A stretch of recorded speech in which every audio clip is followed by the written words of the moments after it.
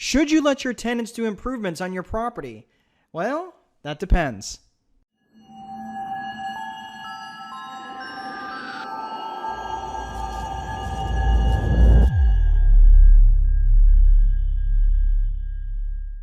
Hey everybody, welcome back to the Landlord Coach channel. My name is Mark Dolfini, Landlord Coach. I hope you're having an amazing day. This is a question I get all the time about allowing tenants to do work on your rental property.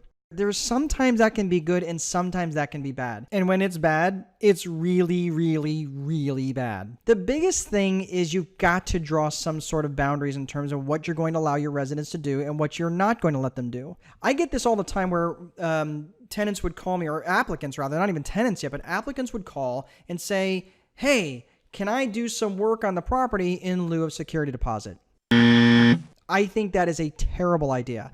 The only way that I would allow something like that to happen is if I'm specifically going to contract them to do specific work and I'm going to pay them outside of the security deposit transaction.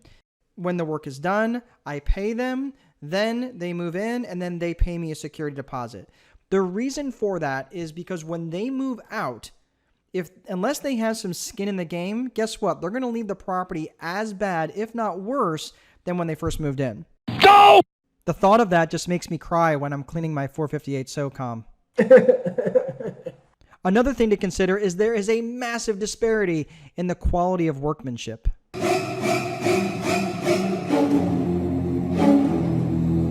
Some people do some work that is really, really good, and other people do work that just flat out sucks, and you get everything in between. A long time ago, I used to buy paint for residents and let them do their own painting, right? Which was great until they painted everything. And I do mean everything. Walls, ceilings, window glass, trim, lemon shrimp, switch plate covers, outlets, coconut shrimp, doorknobs, pepper shrimp, carpet, shrimp soup, doors, shrimp stew, hinges, shrimp salad, the neighbor's Labrador, shrimp and potatoes, shrimp burger, shrimp sandwich. That's about it. So in cases like that, the costs far exceed the benefits to allowing someone to do the work. It's those sorts of things that can turn a decent property into a trashy property pretty quick. As for some positives, I know there are some landlords out there that put it right in their lease that if a repair is going to cost less than, say, $50, that it's on the resident to perform that repair. Now, I don't necessarily think this is a bad idea in concept, but my concern is unless you're doing a consistent inspection process or inspection routine, they may be deferring a lot of maintenance because they just don't want to deal with it. I mean, let's be honest. How many little projects do you have at your own house? Personally, I don't think the risks are quite worth the reward. I would stay away from allowing residents to do work on your properties.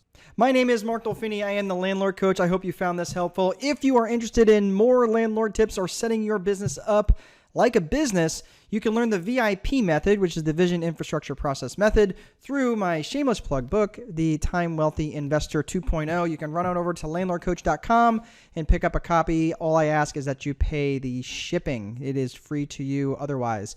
So have a great rest of your day. Remember, if you don't place a value on your free time, someone else will. Most importantly, there is no amount of money that will make time irrelevant. Have a great rest of your day, and we'll see you next time.